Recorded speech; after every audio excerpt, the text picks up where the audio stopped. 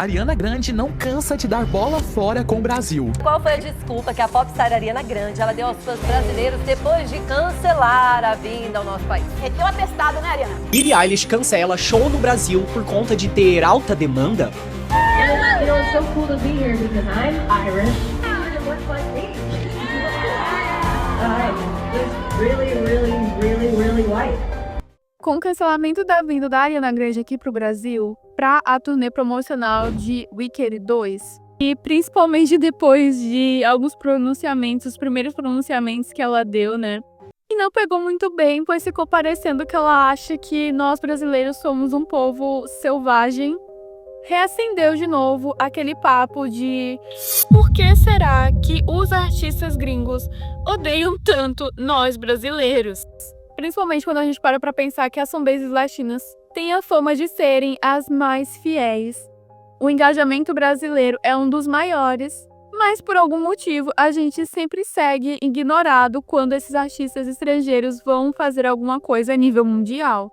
A resposta para isso, na verdade, envolve vários fatores, mas eu já adianto logo, tá? Que talvez doa saber a verdade. Não é de hoje que artistas estrangeiros menosprezam o Brasil, não, tá?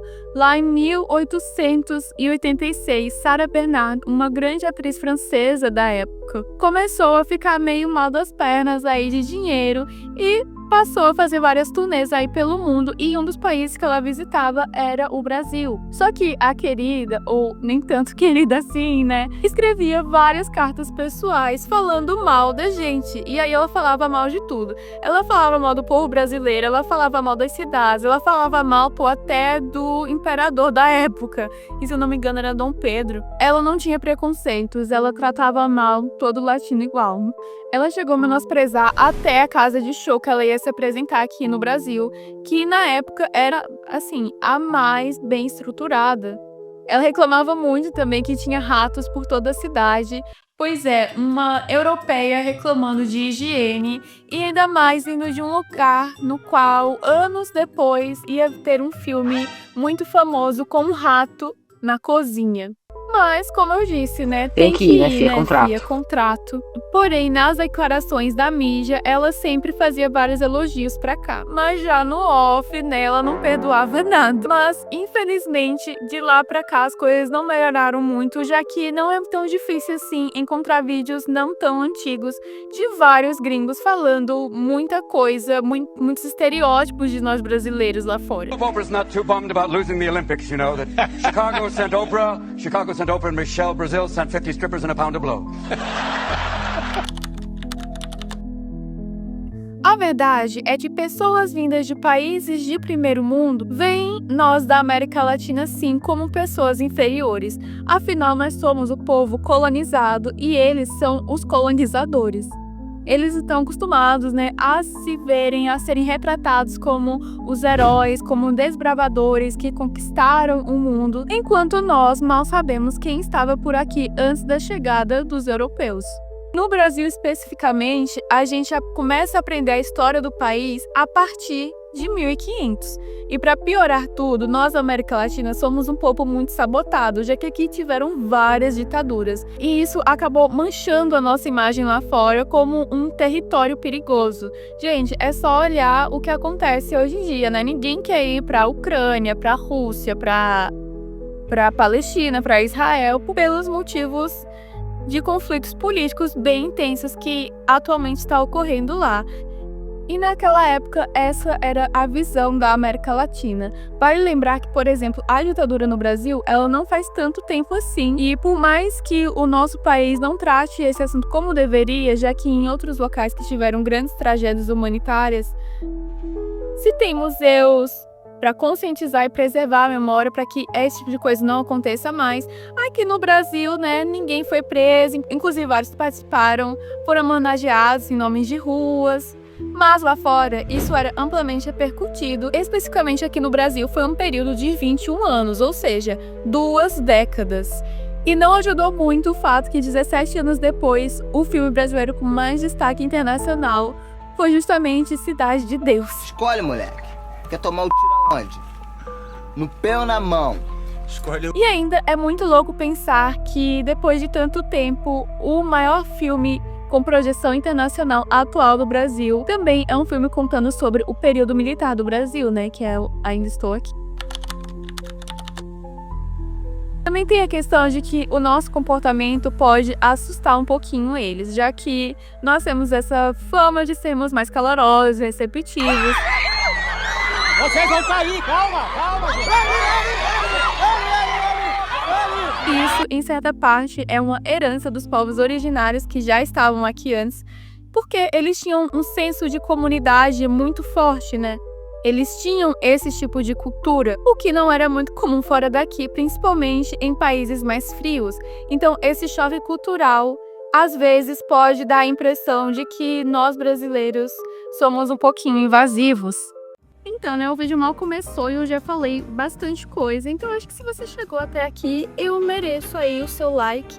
Tu já tá aí, eu já tô aqui, então faz a boa. Fique à vontade aí pra conversar comigo nos comentários, falar alguma experiência que você já teve com algum gringo lá fora ou aqui mesmo no Brasil, que te decepcionou ou que deixou você muito surpreso positivamente.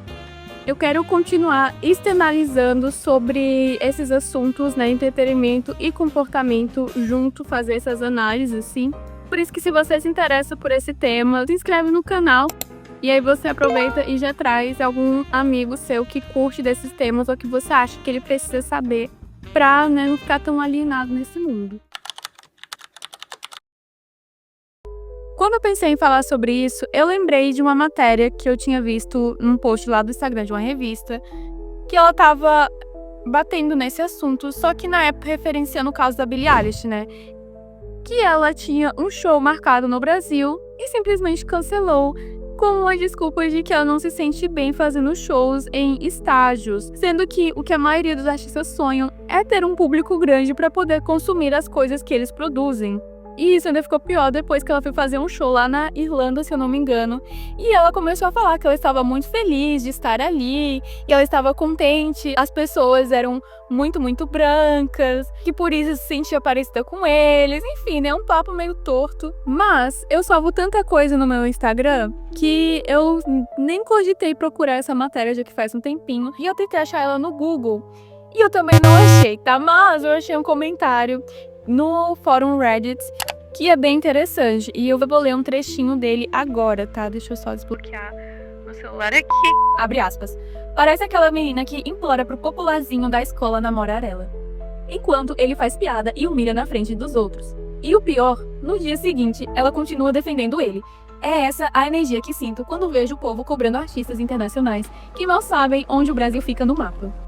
Gente, aqui esta pessoa simplesmente arrasou, né? E não para por aí, porque essa pessoa também comenta sobre a suposta síndrome de vira-lata que nós brasileiros temos por darmos mais importância a artistas de fora, enquanto a gente tem muita pessoa talentosa aqui dentro e não damos o devido valor.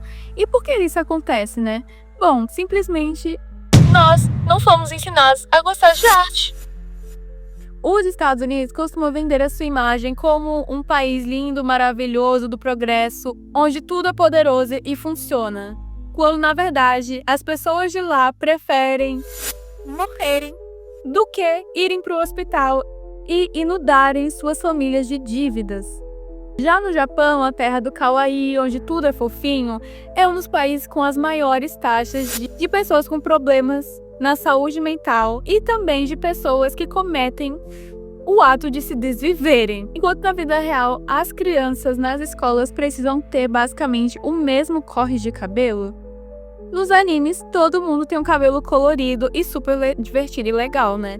E aí, o que falar da Coreia do Sul, né? Que é a nova onda do momento, onde todos os homens parecem ser belíssimos, super românticos e sensíveis, se importarem com as mulheres, quando as mulheres de lá preferem entrar em celibato do que se relacionarem com o homem coreano. Enquanto aqui no Brasil não tem nenhum estímulo para criar fortes produtos com identidade cultural. E para piorar, o Brasil tem um réu histórico de reprimir isso. Após a abolição da escravatura, houve uma lei chamada Lei da Vadiagem, no qual, se você fosse pego com um pandeiro na mão, você poderia literalmente ser preso. Lógico que isso tem um cunho muito racista, né, já que o pandeiro pandeiro é um instrumento musical associado ao samba, um ritmo de origem africana, e esse costume horrível de não dar valor às coisas que vêm aqui do nosso território nunca deixou de ser uma realidade, já que o forró é tratado até hoje como um ritmo regional, sendo que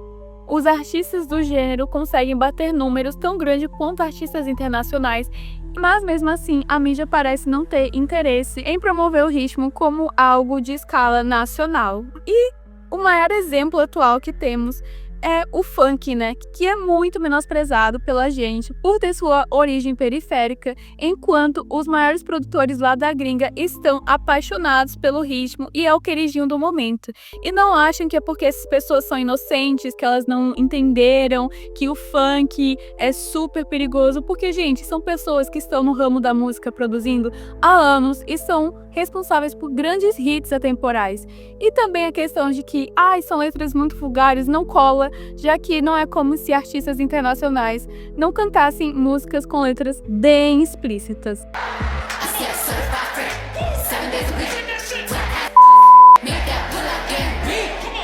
Infelizmente, o histórico do Brasil com a valorização da arte é quase nulo, e isso piorou muito na época, novamente, da ditadura militar, porque ela costumava, na verdade, era uma regra tratar artistas como vagabundos, e isso ficou impregnado no imaginário popular. E não é muito comum pessoas que são mais criativas e que são mais pro lado da arte mesmo, muitas vezes não receberem incentivo nem da própria família, achando que ele tá apenas brincando. Inclusive, a mídia atual e também muitos políticos de má fé amam levantar desinformação toda vez que alguma produção brasileira começa a ganhar grande destaque. As pessoas se incomodaram super quando saía o tanto de gastos que o Walter Salles teve com o filme Ainda Estou Aqui, sendo que ele nem usou verba pública. A câmera usada para gravar alguma coisa é muito cara, a locação para fazer um cenário é caríssimo, entrar num estúdio para produzir uma música é extremamente caro.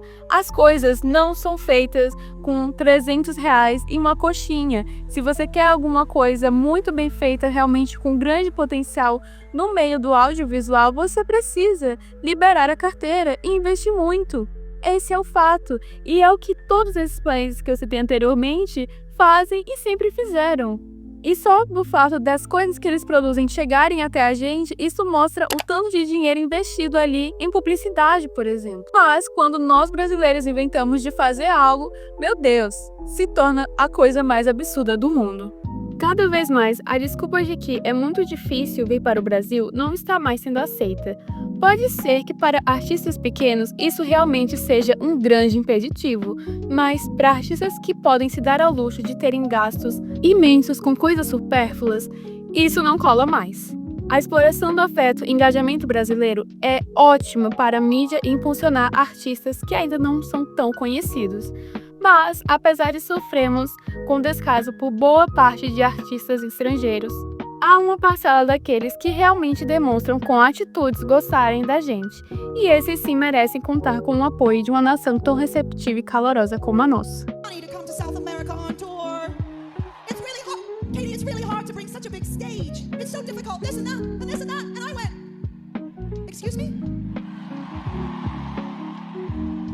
My biggest fans are in Brazil. We will make it happen. We will come to Brazil.